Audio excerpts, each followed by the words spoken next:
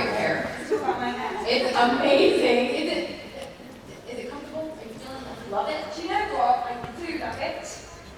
I get up in the middle of the night sometimes with like a real neck egg on like a small hat. It's just like sitting on my face or on my head. So it's kind of incredible. But I must say, when I first did it, I just thought that I would walk down the street and people would be like, but I tell you something, whenever I get it in the show, well, especially now that the show's out, before the show came out, nobody knew what it was for, what which character it was for. I would get more people coming up to me, just like they didn't watch Doctor Who, they just wanted to talk to me.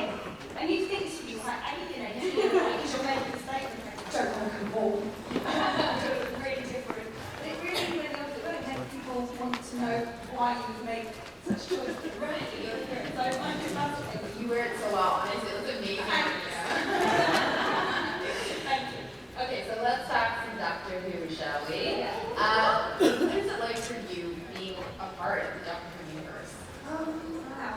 Yeah. It's kind of like it changes your life, actually. I remember when I first got the job, the BBC organises you to go in and sit down and talk to a media trainer and people that will talk to your families. They're like, do you understand your magnitude of actually being part of this British institution that people feel so incredibly strongly about? It's not like just any other job. You actually become a household name overnight, and that does have implications in other ways. But actually, I found it was a bit scaremongering in a way because you have control.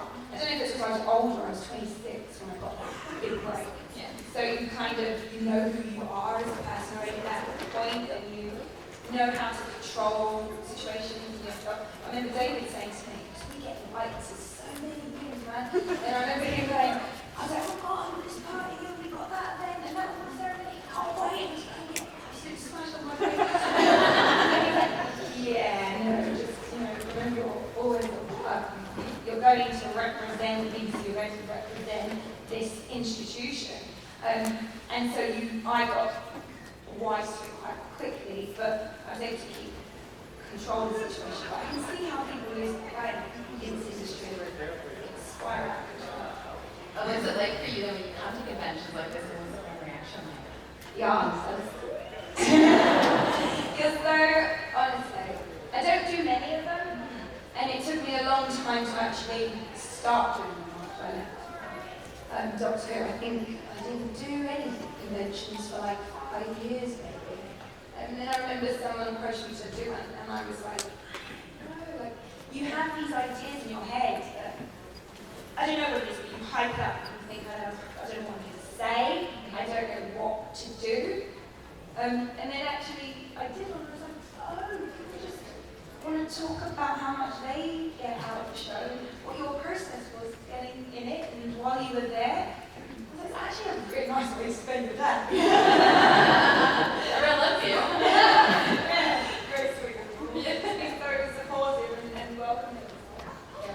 Well, speaking of Doctor Who, what do you think it is about this show, and all of its different versions, why has it lasted so long? Well, I think, like when I have people coming up to me in my life and they say, oh, Martha was my favourite, or sometimes Michael was my favourite, so you ask smaller kids, who's your favourite companion? And they go, Amy. That's amazing! So actually what I like is that for every regeneration of the Doctor, for every new companion, it's going to reach different people for different reasons, and that just brings more people to the fold, and it just makes the community of these Doctor Who just grow in this direction. What is your opinion on, I guess he's not super new anymore, but what do you think about Michael Paul is the Doctor? Our current Doctor. I love him. I mean, I don't, okay, here's him. I know I said this is something in the line already, but, so I watched all of Billy's, all of my season, all of Catherine's season, and then my life and my work and my job started taking me off, because directing and travel a lot, and doing lessons at home. So I actually just fell out of the order of watching Doctor Who. And so I dipped in, in Jenna's season.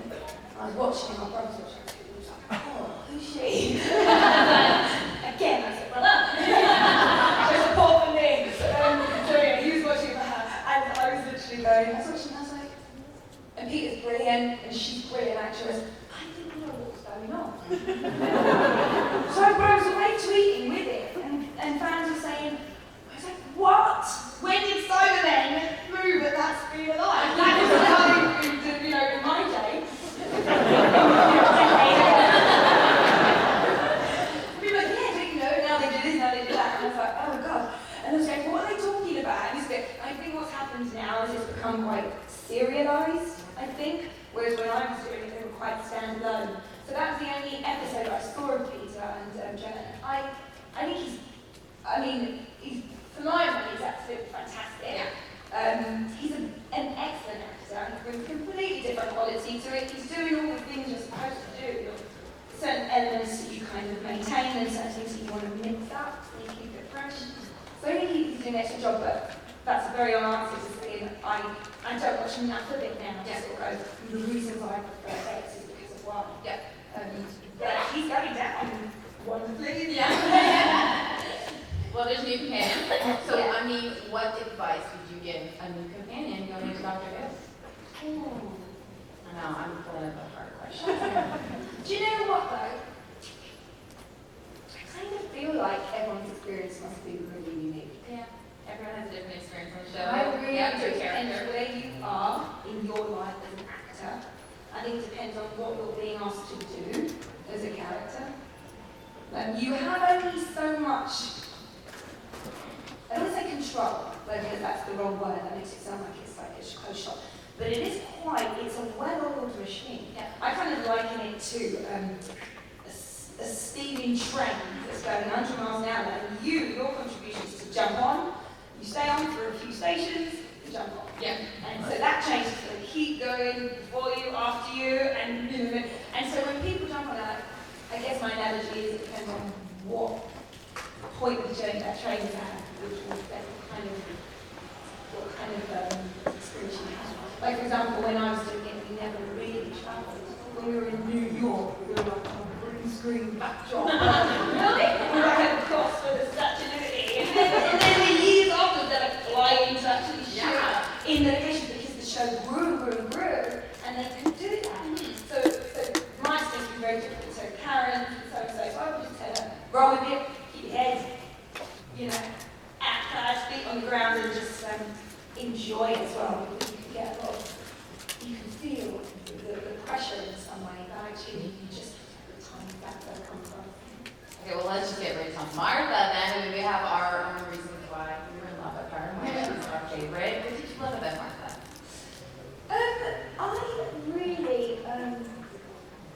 I liked the breakdown of her.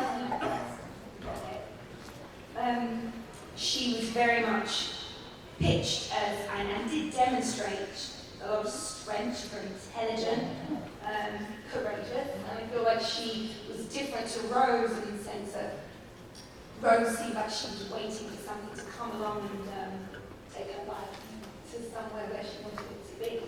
Whereas Martha was like, I'm medical school, I'm going to pay my rent, looking after my family, but they're falling apart. I've got things to do.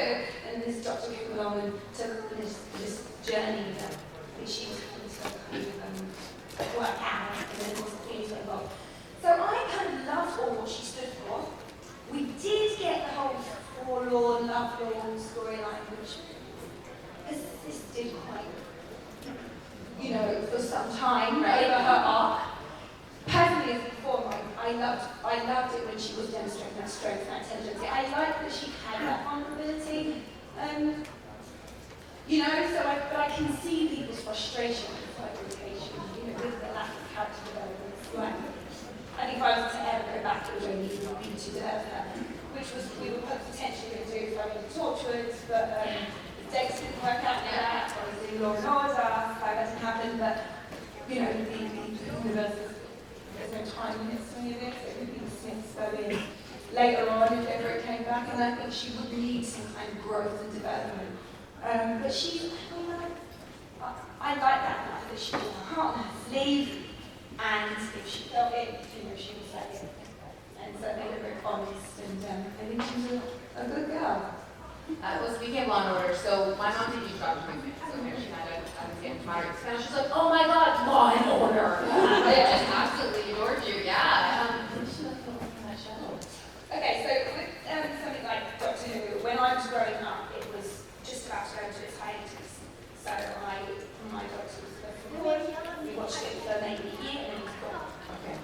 not grow up with Doctor Who. So the kind of where David Tennant and Russell T Davies and Phil Collins were coming from were pure fanboy. You know, when we were doing it, they were like, oh, they can't be what actually part of this show that meant so much to us growing up. And I never had it growing up. So I didn't have, I was coming from a different angle. Whereas with something like Law and Order, I was like, huge. When that came out, particularly after season 3, I went through the chill hop and to watch it, I don't get her. And so when it came out, I called my head in and I was like, oh, I'd love to do this. I absolutely love it. It was such a departure from Martha as well, who was quite full of energy and, you know, just kind of dynamic, and then to play this character, really straight and steady, and very much of a different energy. That's something that's important to me as an actor, to kind of keep diversifying and keep trying different things. And I've been lucky enough over the last few years to do that. Are you speaking since 8? Yeah. So here, I should ask, what was working with Windows? That was another one actually. Netflix is doing just these shows, Chowski's. Like, you have to know how much the Matrix changed. It did for everybody, but it really. I think at the time I was kind of, my mum's Muslim and my dad's Methodist, I went to a Catholic school, and we get to that point sometimes in our lives where we start questioning, like, who are we and where are we coming from, religion, am I religious? I tried like Buddhist for a while, and, you know, you just got definitely different things, damn it.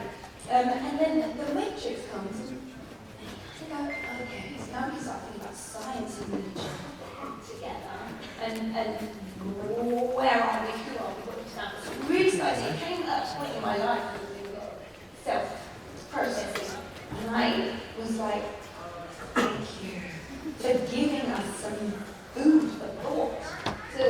And then Keanu Reeves and Carrie Ann Moss just was super sexy on top of that. And I was like, oh, mate, I thought about Morgan Freeman, you know, in something like that. So I'm like, the film is more than just a film. It meant so much to me. So when she called and said Netflix is doing this with charities, sometimes you have to not allow yourself to excite yourself and drop when you don't heal, when you don't get it. You know, it kind of always hurts every time. You start to get more able to control how bad it is, but it still hurts when you get rejection. So, and actually, Doctor Who, I didn't know I was auditioning for Doctor Who. So they didn't tell me, and so I appreciate that, because that would have been another one where I should go, overthink it. So with this one, they went to some child pieces of Netflix, and I was like, yeah, I would really like to do that. And I said to her, I'm just going to try and keep myself cool, but I'm going to audition for it and see how it goes. So I did my first audition with the casting director, and she's great. Like, you do different castings where some of them really empower you, and you feel like they're really, and some of them sit like that. How? Well, so she was like, come on, she said, yeah, she had props. She's like, right, let's use the works, and you come from there. On this chair. So actually when we're doing it, it's not like a small theatre. She's like, oh, I'm actually acting in the casting. Usually you just feel like it's in reciting. And I was doing it, she was getting involved, and I was like, oh, I love you, Kate. So I felt that the audition went well. And then the next stage was, they wanted to know my dates and whether I would be available, and I was doing the Carrie Diaries at the time. Which was, I love that, I've been carried over even now. And I, you know, that was again an amazing experience, and quite a different role. So they said CW couldn't tell them if the show was going to go or not. So I kind of was like, please, because I feel like they may be inquiring, they're interested. Anyway, the dates kind of just worked out, and they're like, okay, you would essentially be available, but you're going to have a Skype meeting with the Wachowskis. And no, wait, but then plus that was a chemistry test with another actress with the Wachowskis. And I was like, oh God. And they say never meet your heroes. And I remember sitting outside the room thinking, I really want to come out of this room as in love with them as I am before I go in. Like, please. I can't tell you. But they are everything and more. They're such generous people, and they're interested in people. That's the whole thing. They write about the human condition, don't they? And actually, when they're talking to you, it looks like they're looking in you. Yeah, and you feel like you could be spouting complete nonsense, and they really value it. But yeah, that's a good thought. So and they're incredibly erudite, incredibly intelligent, just great people. So after this, we did this chemistry test. Again, I thought it went okay. And then the next day was a Skype meeting with them. And it was looking forward to it. And they told me in that meeting that I got it. And I was overjoyed. And then they say, this is the best time is getting the news that you've got a job. That's the most exciting moment. Because everything after that point is reality. Yeah. And you actually got to go and do the job. And you're like, then you're playing with, oh God, can I do it? How's it going to go down? And then I got the script as well, and I was like, this is going to push me. Because I've never played a character that's been in a love relationship. Period. Really? Oh yeah, I've never been in a relationship in a show. So actually kind of depicting the genuine, genuine love. I was like, I wanted to make sure I was going to go down right there, the underrepresentation of LGBTQ relationships on television. And I was like, this has to be good. And I tell you something, it has pushed me, and I've learned so much, and I feel so empowered. I've done nudity before, I've done sex scenes before, I've never done anything before, and it's been, I felt like I was in a safe environment to grow. Wow, for your first time taking all those chances, that's amazing. Yeah, it's good. I love that show. Cool, okay, well, you're gonna stop talking.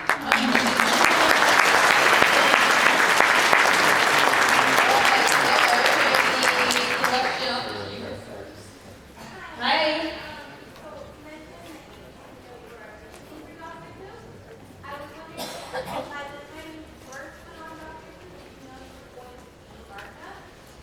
No, I didn't actually. I went in season 2, I think, and I was in a scene with David at Torchwood.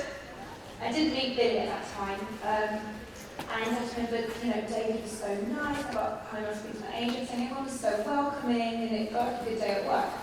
And then I remember on like day 4 or something, I was just there on set, and the producer came down, Russell T. So Russell T. from the student garden, Russell T. Davis, Phil Collins, they all came down, and they were like, and it was somebody else. They wanted to just meet me. And I was like, I've never done that before. On it as a guest on a show, only for one episode, you meet the whole team. So I was like, that's unusual. And I didn't know that at that time they were already scouting for people because at that time they already knew Billy was leaving, they hadn't been made public knowledge. So when I auditioned for part of Adiola, what the casting director went back and said was that because they wanted me to audition for 2 different characters, and they were quite different.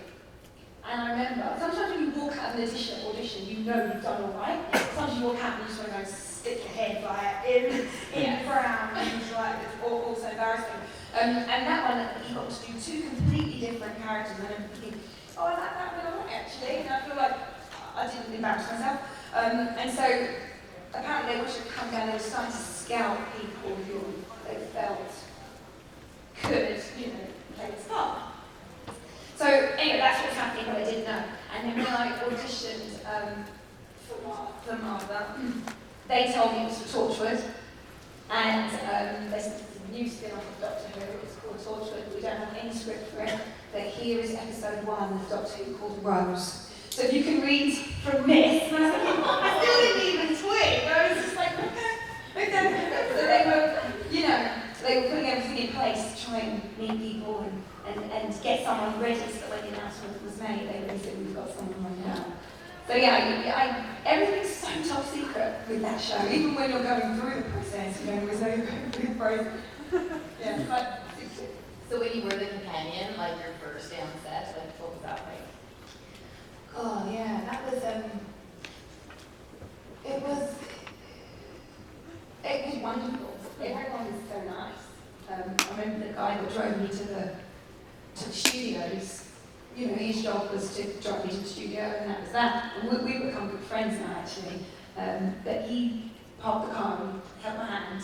He took me right up to the stage where we were shooting, and maybe you could see I was a little bit nervous. And it was nice. And I was like, thank you, because I don't know anybody here, and here I come into this big old thing, and it's and so that set the tone for me. His kindness set the tone, and then you get onto a set like Doctor Who, and actually David set a good tone. He was always very up, and always very positive, never complained. And I think that has a knock-on effect. You know, if someone's grumbling all the time, everybody just wants to go home. So it was a wonderful first day, and the whole shoot continued like that. It was a great 9 months in Cardiff, and it was quite an experience. Such nice memory, that's amazing. Yeah. What was it like for your about? I adore him. It was great when he came on for those last couple of episodes of season 3. Excuse me, my voice going. So he brought a whole new dynamic as well, because you know when you're the companion and the Doctor, you're in all day, every day, and it's just the two of you most of the time. You've got all the guests coming and going, but it's the two of you. So when John came along, suddenly it was the 3 of us. So we'd go to all the vacations together, hang out together, do this, do that, and they both had great advice about the business as well. They've been doing it a while, and for someone who was new to it all, they were really helpful. But he brought a really different dynamic. You know, David was the grown-up, I would say. John was not. But it all, we all bounced off each other, so that's sort of fun. We were both working for the CW at the same time, but we never ended up at the same events. We never crossed over. We keep in touch on social media, and just seeing him here today was the first time in like 7 years. So we're going to do a picture thing tomorrow, photo session tomorrow, but it's not on the schedule because it's nice to catch up with somebody after such a long time and realise that they haven't fundamentally changed, from who they were. It's nice, it's something you can meet people after years and it's not the same, but he's a good boy. Well, you said it, girl. Hi.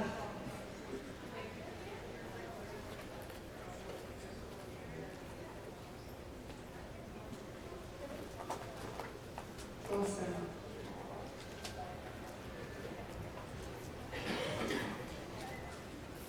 Thank you very much.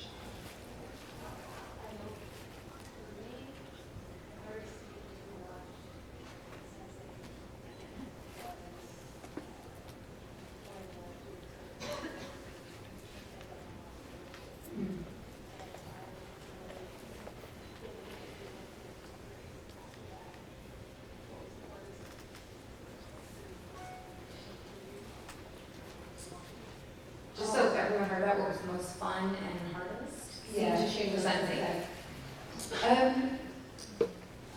With Nomi, with Jamie Clayton's character, Lana Wachowski is putting a lot of her own experiences into that character.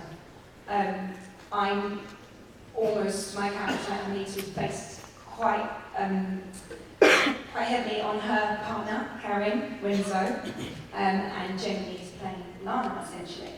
And so some days are hard because when you as an artist are pouring so much of yourself and reopening old wounds, there's a lot of emotion. So there's a lot of tears when we're shooting because it's hard. She's amazing. You know, a lot of us, I think, we go through life, we have experiences, if they hurt, we look to try and get as far away from them as possible. But she sees it as her responsibility as an artist to keep those wounds open in a way that's going to be helping other people. So there are a lot of tears because it's someone's real life. And then there's a lot of laughter and there's a lot of love. They are good people and they don't understand why we can't just all get along. And their stories are about the human condition. Is there such a thing as that binds us all together? And our difference is just geographical, cultural things that we can overcome if we want to. Actually, you just have to know. So, a lot of laughter. They're really great at every country or city they rap in. They do a rap party. So, I mean, they visited 19 countries this year. And that's a big shoot, and they will rap in every single one to thank the crew, and thank the cast, and thank they hire locally when they go places. They are just people-loving people. And so I feel like this, being part of that company, is enriching my life in so many things. Wow.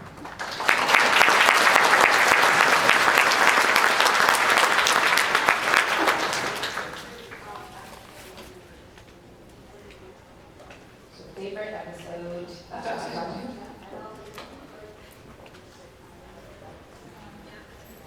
Yeah, I did actually.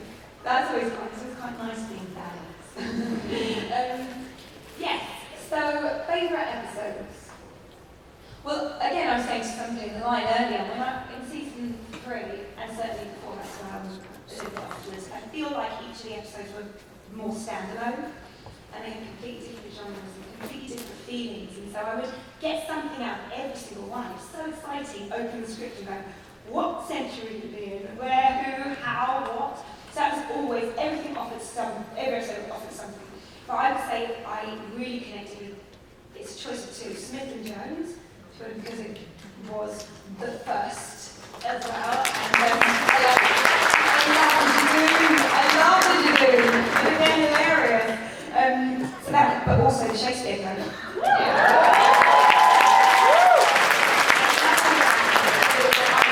Words having power, literal power.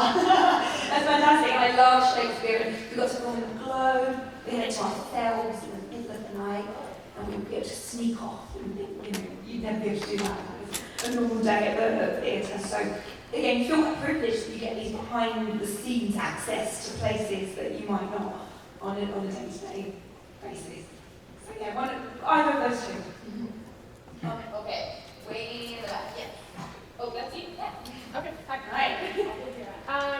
So I'm a female working in a mostly male-dominated field, and people seem to ask me all the time how that feels. So now I'm going to ask you a very similar question.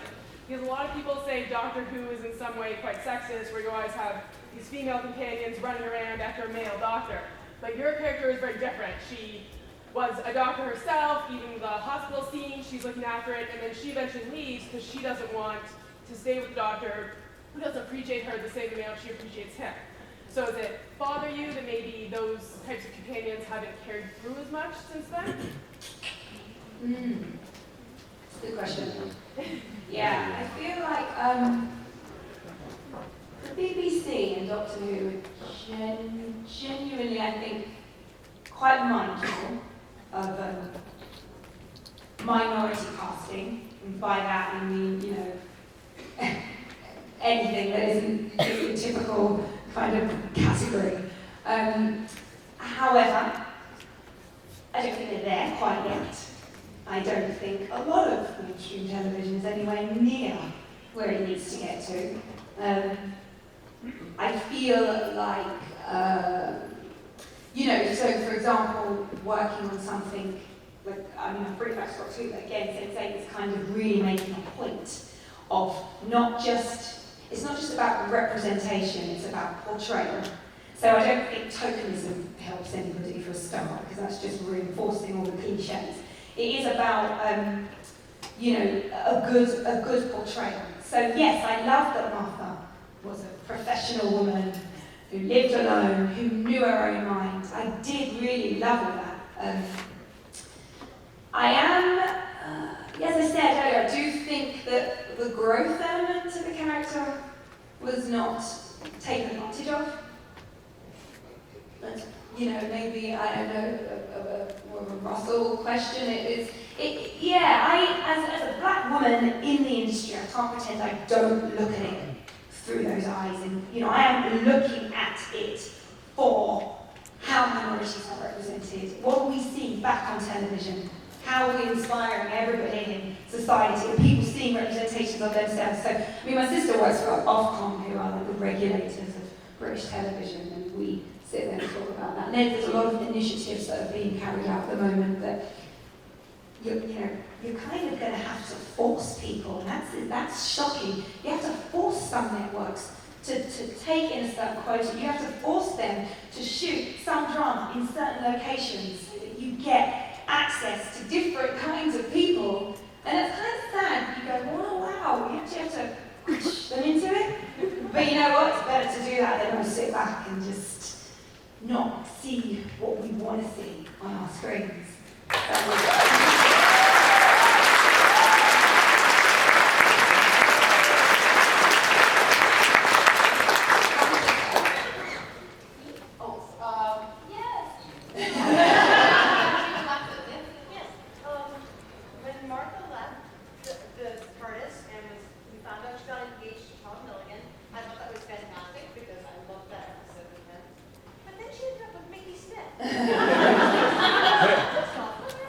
Yeah, that's funny, isn't it?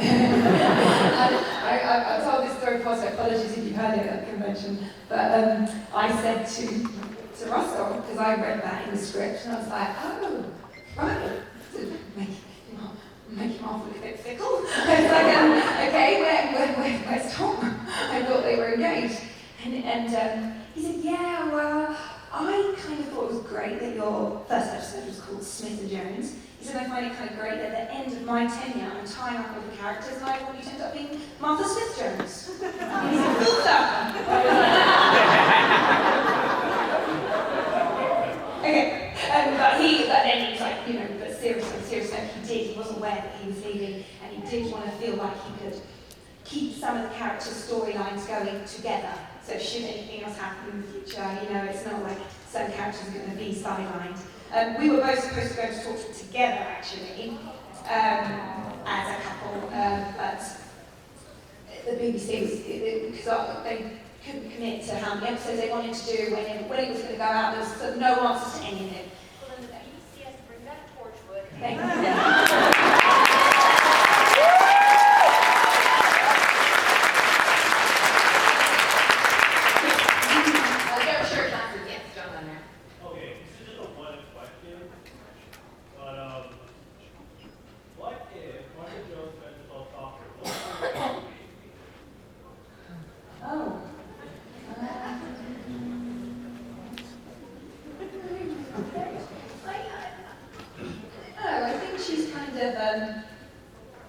Yeah, that's a good question. Because are you maybe saying that her attraction to who the Doctor was based on the physical? Do you think she would still have that torch?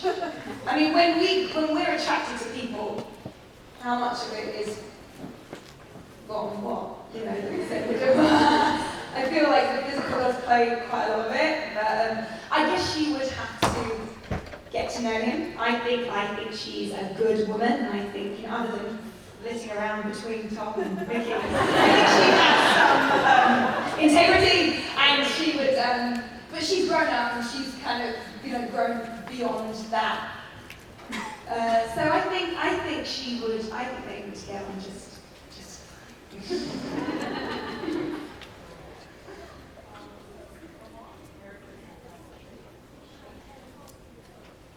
So of all the characters you've played, which one do you share most traits with?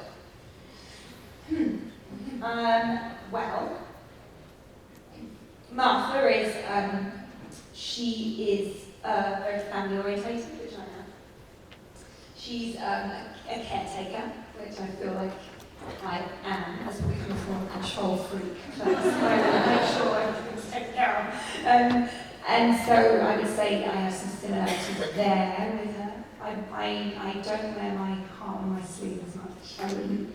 If I like someone, they're usually the last to know. I knew my now fiancé I've known him for 14 years, and it took me 8 to actually tell him that I was going to go out on a date, maybe.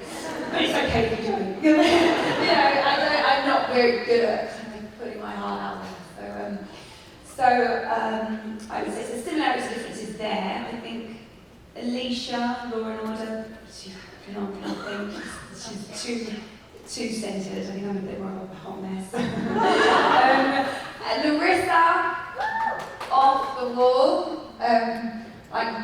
Again, I liked her honesty. I like to think I can be honest without being rude. I find that that's tricky. I mean, I love the honesty of children because you know it's not coming from a mean place.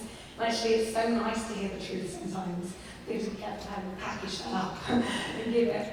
And then Amanita, like, I wish I could be like her. She's like my alter ego. Like when I look at her, I think that is who I wish I could be. Someone so sure about all of it, and I'm so confident. And it's nice being an actor because you get to explore so many facets of yourself or your alter self, like the hair. The fact that she wears practically no clothes all the time. You know, these are not things I could ever really do in my real life. I'm just so like, oh. And then she gives me that freedom. So, yeah, I'm loving that. Sometimes I feel like it's not always about identifying with the character. It's just, as long as you can find a key to connect with them, I think that you have their purpose to the audience.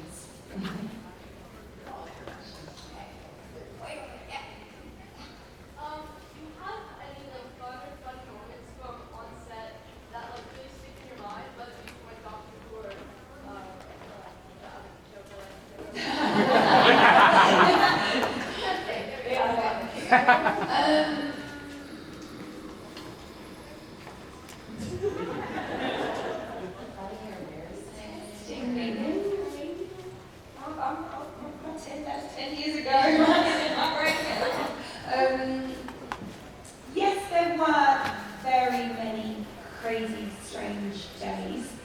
I feel like more happened on Torchwood, I remember going from Doctor Who, because where we filmed both shows, I don't know how many you've been to studios, like that, but where we used to film, it was called Up a Boat, and the Doctor Who set, like the interior of the TARDIS was right next to the hull of Torchwood. And so it was really interesting from one to the other because it would feel like an extension of the same part of the same job. Rather, it wasn't a part of an extension of the same job, you go from one to the other. But the atmosphere was quite different in each of them. I remember coming with Doctor Who and being like, it was a fun place to be. It was very in control, like, you hit your time limits, there's a lot to do, and it was all like, it was a well-oiled machine. And I went from there into Torture, and it was like I was in the Big Brother house. What is this? And just, you know what I mean? Like, John said to me today, after rolling around on the floor in the green room, he was like, God, you're so less conservative now than you were! Yeah, that's Amanita, number one. But no, it was, I literally must have gone onto their set, the right prude. Yeah. Because I'm like, oh, come on guys, let's not mess around. We've only got like 10 minutes to get this tape. And we were there like, laughing, crying, doing real practical jokes with each other when it was someone else's single. And I was standing there going, I don't know how I can keep them straight. Like, how? There's one scene where Nalco was supposed to be crying with the rest of them in the back with their asses. I'm sorry, oh no! Bottoms. Alcohol, they're like farting or doing whatever, and she's doing this emotional thing.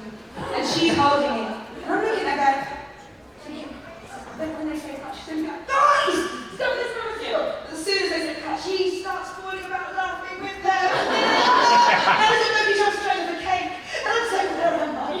What world am I in? So they were like whacking. And then I was there for like a week. I realised it was okay to actually just be a bit more loose and have fun. They would have them hitting their targets too, and they were delivering their rushes in on time. They were doing anything, but it was their playground, and they were enjoying it. That's a really good experience, both. Yeah. Different sets, Definitely.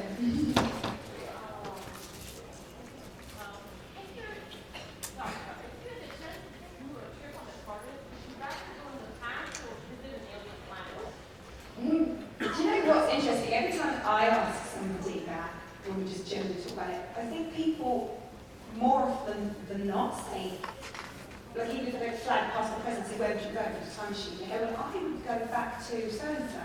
And there's something, go for, yeah. Well, what comes with that though And I think human nature is to, again, control, is to kind of be like, if I go back, I have the knowledge of what I'm going to get, so I'd like to experience it, but I know what I'm going to get. It takes a very different kind of person, I think, to go, I'm going to go forward, up, side, back, not backwards, everywhere but backwards, without knowing what you're going to get. I find that says a lot more about you than it does.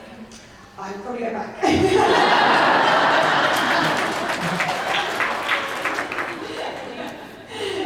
Anywhere in your childhood or back and forth? Yeah, childhood was Yeah. fun. Yeah. It was a good time. And actually, you don't really realise how easy you have it, do you? That's why our parents always try to bang it into us, aren't they? Just enjoy yourself and don't rush to grow up. I mean, listen, especially now with the social media and all that, the kind of rush to grow up. I remember I was saying to her, can I shave my legs yet? She was like, no, you're a child. When do I get to? You just want to grow up. I remember saying that too. Don't start. Don't start. And I was like, when then? Yeah. When you're a teenager. The day I turned 13, razor out. Just blood everywhere. And I did it. So yeah, I think if I could go back, I would just take a little bit more time. Just be a kid. We're listed in the back. That's horrible. I'm so sorry. Yes, Jones, yes.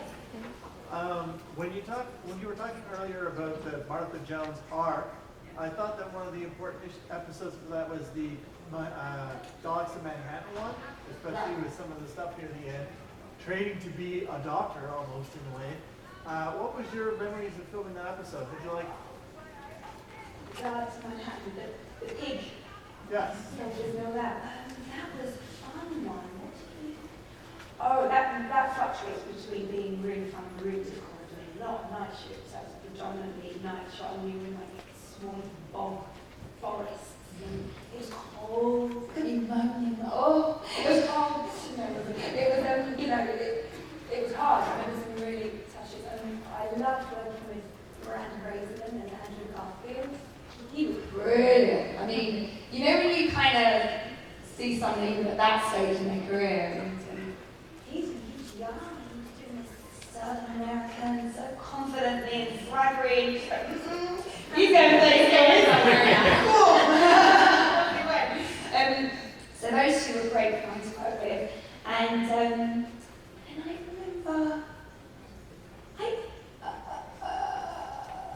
it's hard, isn't it? Because you kind of, you're never sure what memories are bleeding in from actually a different time that you were there. But yeah, I remember those two particularly, and I'm still in touch with Miranda Raisin years later. I remember we talked a lot about bingo. We're both big bingo fans. I love the bingo. So yeah, it was always great. It's nice to have that one person, like you have David, or if you're in a show where there's two of you. It's nice to have that consistency, but it's also fabulous to get the different energy coming in, and all the guests, they're always really high caliber, really professional, really interesting people. So yeah, that was a real high point for the people that came on.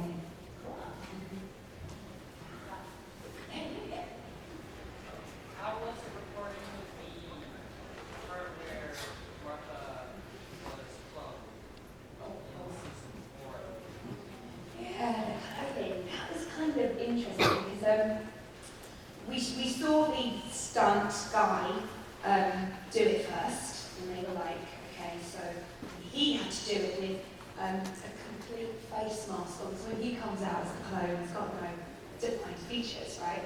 So we have this face mask on, and they submerge him in the glue, and he sort of comes out, rises up, all in control, and I was like, oh, that looks doable, okay, right? So like, you're going to get in, we're going to have you under the water, under the glue, and it stank funny. It was like some stuff. And I was like, what is this? And I don't know, it's like, just gonna sit in there, and then you put your head under it, and you just, you're not going to be able to hear us take action, because you're going to have good ears. And so you'll feel the tapping on the side of the tin when it's time to come up. So, okay, so, and of course you can't hold it, because you could come up like that. So I just had to go down like this, and I just held the right.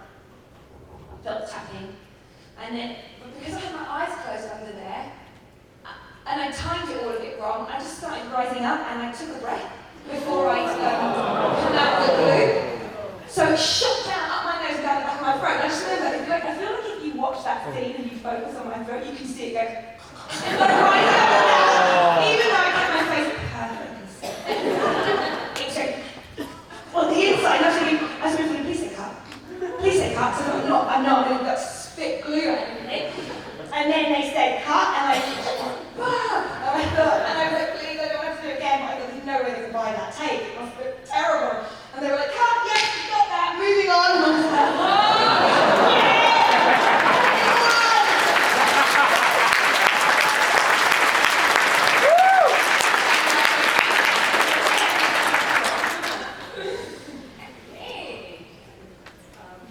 So say, Martha, I feel Martha was the most cheated companion, that she had so much more potential that she didn't get to fulfill.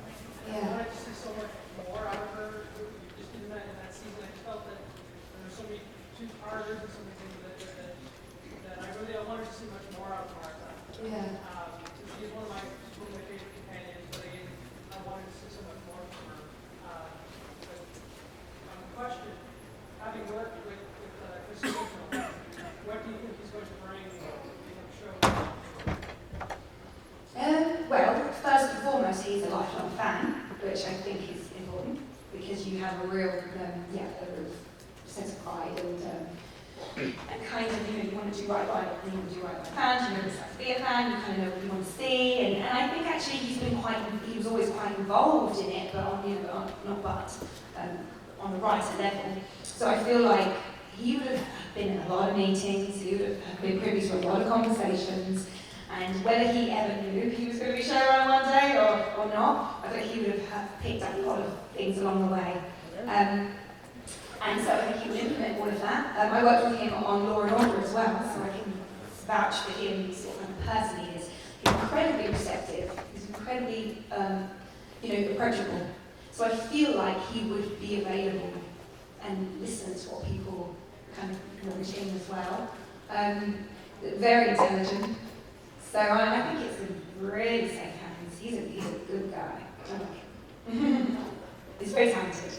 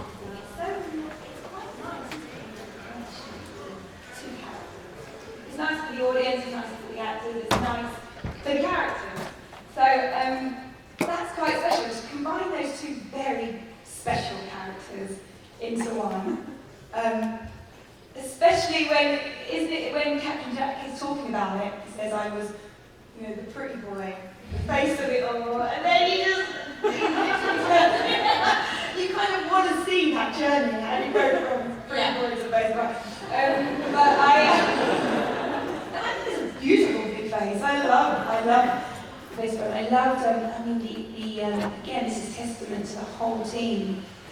The animatrix, the CGI, aesthetics, the amount of people that did a lot of brilliant work. And I was kneeling this close in one of the scenes of the face of bone. Detail, 100 levers they have that move one bit of eyelid and one side of his mouth. The voice is so warm and things when we were so I love that he's voice. I think it's like we laughed, but actually it's such a wonderful combining of two characters. We only have time for one more question. Okay. Oh, way back there, yeah. Hi. Hi. So, Martha had the doctor many times in human nature, I think it was called, when she got a job in school when the doctor was human, also getting a job in the 60s to support him.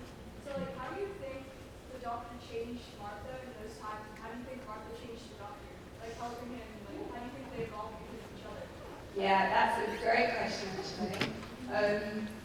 I feel like if you look at the arc of season 3, I do definitely feel like there's quite an obvious turning point, like I think it's in 42, so it's halfway through, roughly, where she gets rid of the key to the TARDIS.